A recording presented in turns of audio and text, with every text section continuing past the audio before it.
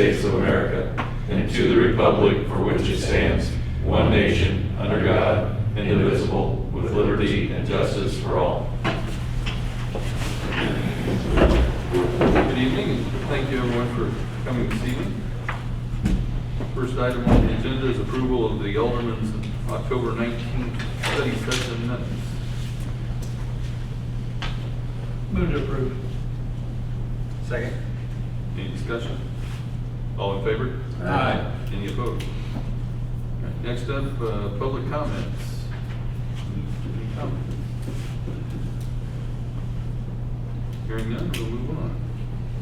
Next up, approval of the bills list. Should have that in front of you.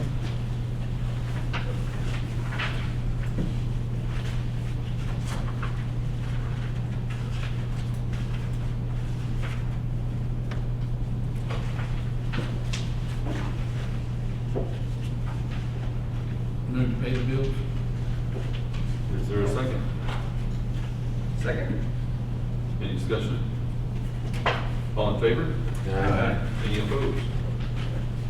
Carries. We have no old business at this time, so first up is Judge LaGrasso's annual report. Look forward to this every year. Well, thank you. I can't sit stand way back there. But they got you separated here like a moat. If people throw things, we wanted to. Hey, thank you for letting me serve as your job, Judge. I do consider it an honor. This last year has been a challenge for the clerks more than it has for me because of this new computer system. It goes down constantly. It's hard to work with. I will say the people at OSCA have stepped up a little bit and are helpful in resolving some issues, but it continues to be a problem.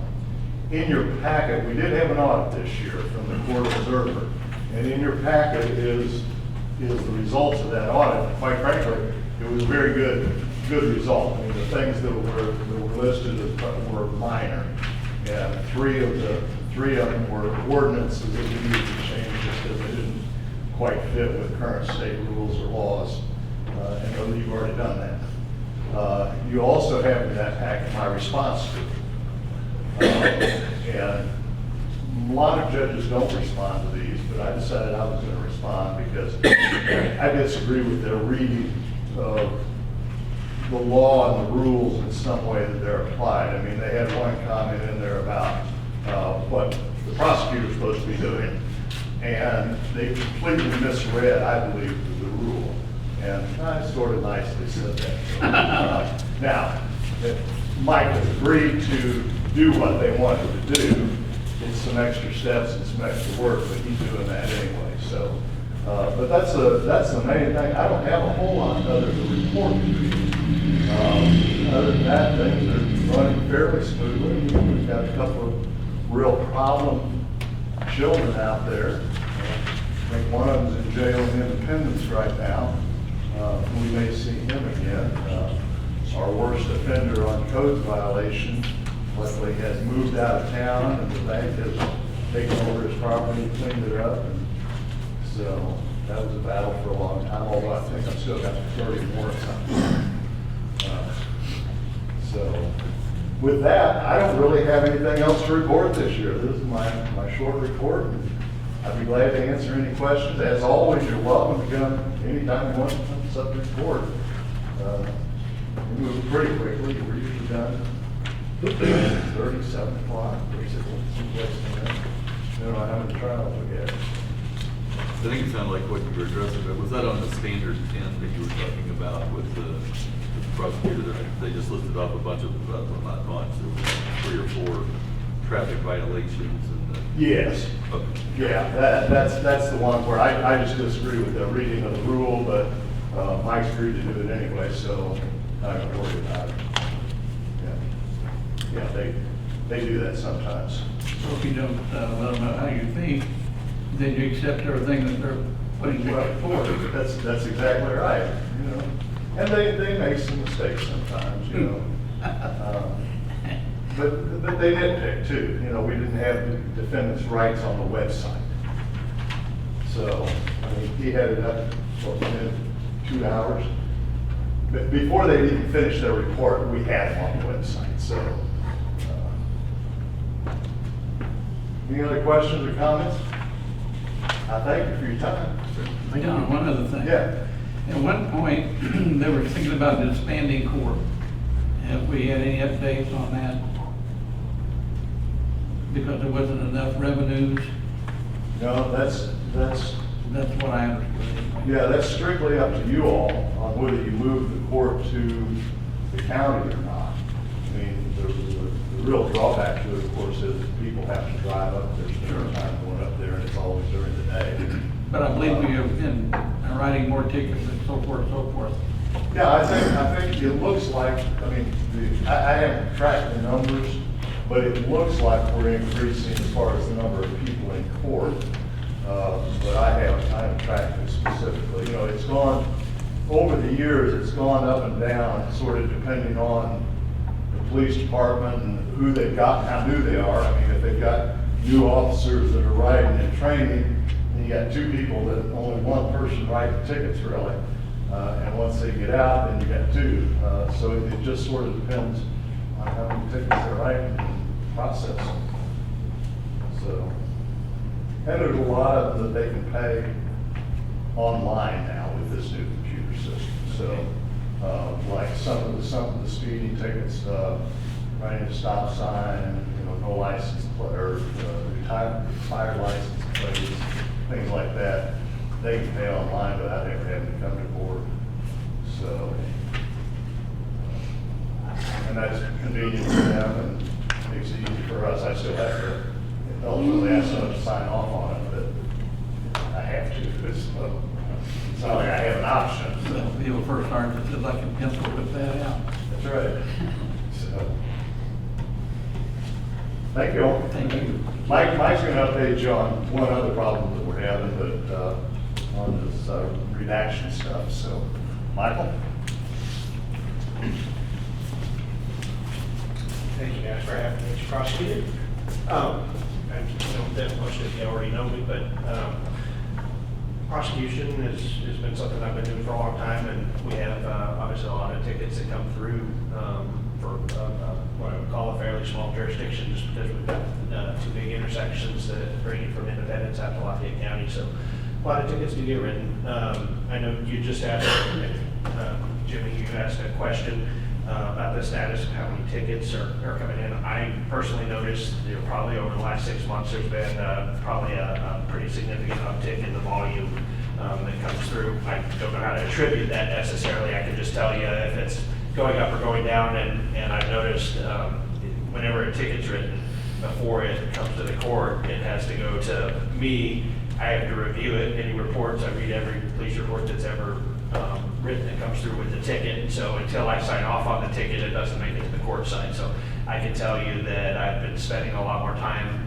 throughout the month. I do that from my private office. My clerk emails me all of the reports and all the tickets, and I read them. I try and get them all back the same day she sends them to me. So I can tell you that there's been very significant uptick, and because I've spent quite a bit more time doing that here recently, and it's been great working with the new chief since he's been hired. He's been excellent to work with. I know he's got to work with me on the prosecution side. Whenever I've had issues, I'm able to, we talk with each other on the phone or quite a bit, and he's great to work with, and I think he's really been helping us get tickets that are prosecutable.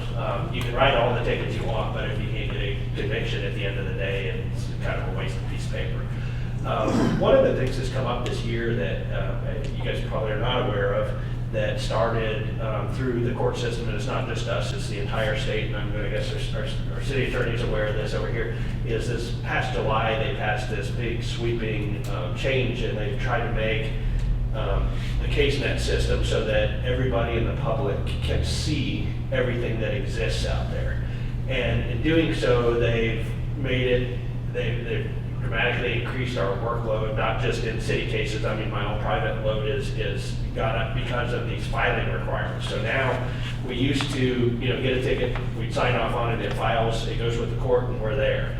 now, when I talk about this, the changes, they've decided, well, we want to show it to you, but we can only show you certain things, so you have to redact all these other things. And if everybody's kind of familiar with the way a ticket looks, it's got a driver's license number on it and date of birth of whoever's got the ticket. Well, those are things that they deem confidential information now, even though they've never been confidential in the past, but for purposes of filing, they have to be redacted. So we had to have some redaction software for the court, for the prosecutor's side.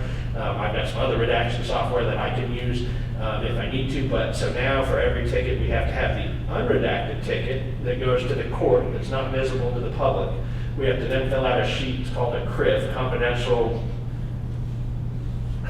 a confidential redacted information sheet, I think is what it stands for. And then you have to have the redacted ticket, which is what also gets, so now instead of filing one thing, we have to file 3 things for every single thing that's been done. So I think you guys understand that kind of triples what everybody has to do, and that applies over to the court side, applies to the prosecutor side, and then ultimately when they're at the end of the case too, they have to do a similar thing where they have to redact the information. So I don't know that anybody's a fan of the new system. Nobody can quite say why it has been done that way. I've not heard anybody in any court that is a fan of it at this point or that likes the way that works, but unfortunately we've been mandated to follow it, so we're following it.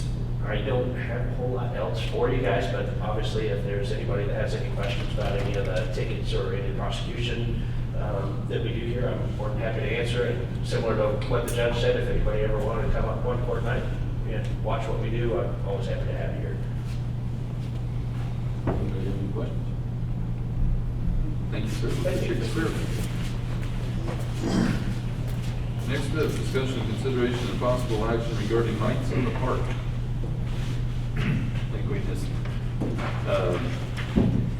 I'll tell you what I know, and then either the park board president or Mr. Miles can fill in the blanks. Mr. Miles contacted me, I think, 2 weeks ago about wanting to start working on the lights because there's a decent amount of labor that goes into getting that done, and we're going to have them ready by Thanksgiving period. They needed to get started. The bulb replacement or something like I that? think that, broken wires and what have you. So it said, I think probably go ahead and get started, but ultimately it's not me saying whether we do this or not. So before we got too far down the road, wanted to make sure the board was okay with us doing lights in the park again this year. So they haven't invested hundreds of hours, and then we say no. We're not Need gonna- that form of motion. So, yeah, I think that'd be good. Move to update and correct any problems with the lights in the park. Okay, yeah, we can start with that, I guess. Oh, I thought you would- No, I meant like just actually doing the event. Oh, okay. So is there a motion to do lights in the park this year? Yeah, I'll make that motion. Is there a second? I'll second it. Okay. Any discussion? Is the funds raised at the end, the goodwill offering, does that still go to different, like Ministry Alliance or different agencies, or that's all All the of same? that, we take all the money through Believe in Buckner. All the money that we take in pretty much goes back into the lights because of the significant amount of upgrades we have to do each year. So it kind of funds itself. The one thing that Darryl did not mention, in the past, the city has always agreed to pay the electric bill. It typically runs around $600 to $800. That's what it was 2 years ago. Last year, we did not do the lights, so we didn't have it last year. But I would like to see if the city would have that in budget to where they could take care of the light bill. We have volunteers taking care of the repairs, and then we have the money that we raise that takes care of the material that we need. And it typically takes between $4,000 and $5,000 to do the repairs on the lights and do some upgrades and even add some things, because we have added stuff each year. We add a little more, and of course that makes more maintenance for us, but the one thing we are doing is whenever we're replacing lights now, we are changing them to LEDs instead of incandescent. They're taking about 15% of the electricity. So as we're adding lights, it's really not making the bill go up because we're replacing stuff with LEDs. So that's helping us a lot on the other side.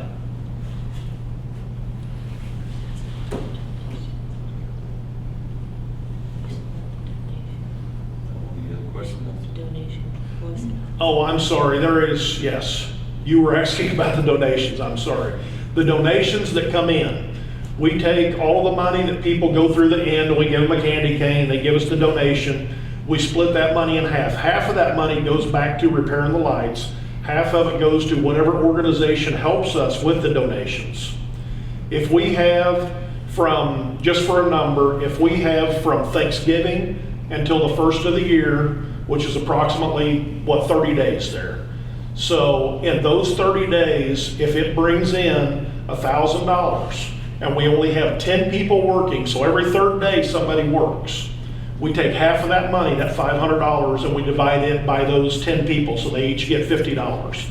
If we have somebody there the full 30 days, we take the same money, divide it down for the 30 days, half of it, and we give that to them. So if your organization works a Tuesday, which is a slow night that brings in $10, and another organization does a Friday night that brings in $500, they share that equally. It's not you work a good night, you get paid better money.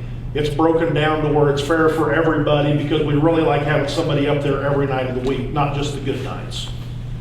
And So- 2 years in a row, not last year, but 2 years before that, I think we brought in 1,400 this last time, something like Yeah. that. So half went towards the lights, the other half, the Boy Scout group helped us out a lot. I know 2 years in a row, the whole group was able to pay for their scout camp during the summer with the funds that they, The ones that were helping out, so. It was a good thing like that, and we do go out and I get other donations also. It kind of depends on how much money we need for light replacement and things like that. We'll go out and we'll hit the businesses up and get donations from them.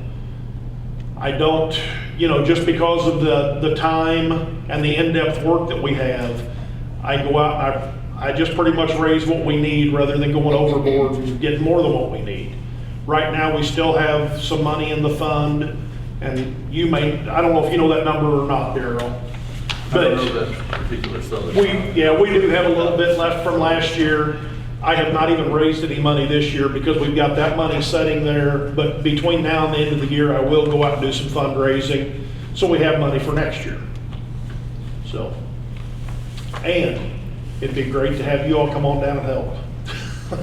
If anybody has time, we do have multiple work days set up between now and Thanksgiving, where we're going to be working on the lights and then setting them up the weekend before Thanksgiving. And we need a lot of help, we need the volunteers, so. We need a motion to pay for the electricity. I would include that motion, yes. Not going to do that. I moved Ms. Ford okay the payment of electricity. Did I say that right? I think we understand what you're getting at. Is there a second? I didn't hear that. I motion to have the general fund subsidize the electric bills. Second. Any other discussion? All in favor? Aye. Any opposed? So it sounds like we got Thank- lights repaired, electric bill paid. Awesome, thank you all very much for that. And as you know, the Mayor's Christmas tree lighting's a big deal. We are gonna have one night down in the park where we're gonna do s'mores or something like that, but see Santa and stuff like that. So I'll be sure to let you all know when that is, and it'd be great to see you all there for that also. Great. Okay, and next up, elected officials' comments. Anyone have comments? Well, thank you to the Parks Board for taking on the lights again this year and working on that. And I think the last I heard was we've not gotten a lot of progress on the other project down there, but I think the weather's not been wonderful, so hopefully we'll have something we can report out in a couple of weeks to see where we're at on that. So, if there's- One more thing, the night of the Mayor's Christmas tree lighting, we were gonna do the side-by-side ATV parade again. Do we need to do anything to address that, or is that just kind of a blanket deal with what we have going on with the Mayor's Christmas tree lighting? from my perspective, I mean, it seems Okay. like. And I'll visit with Scott about it too, as far as for traffic control in one area, but I just wanted to be Because we're sure. looking Basically from what, Jefferson, Madison We- to the railroad track. We think we're gonna do it from the school because we're expecting a lot of side-by-sides. Okay. And I'll talk to Scott, whatever he thinks is best, that's kind of the direction we'll go with it. Okay. If no one else has any comments, we'll take a motion to adjourn. Motion to adjourn. And a second? There we go. All in favor? Aye. Any opposed? All right, we stand adjourned.